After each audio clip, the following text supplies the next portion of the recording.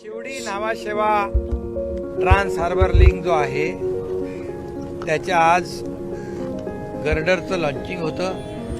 हा गर्डर देशातला सगळ्यात लॉंगेस्ट म्हणजे 180 मीटरचा गर्डर होता। हा 22 किलोमीटरचा सिंगल लॉंगेस्ट सी लिंक आहे, सी ब्रिज आहे।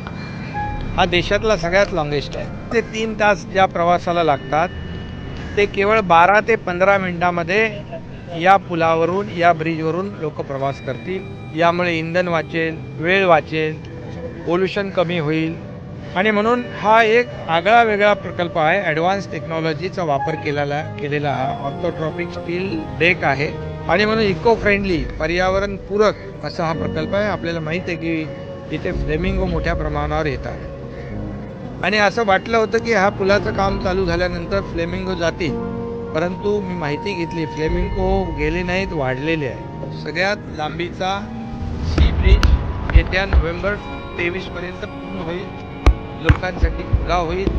हा लोकांना फार मोठा दिलासा देणारा आहे, एक प्रकारचं वरदान ठरेल असा हा प्रकल्प आहे।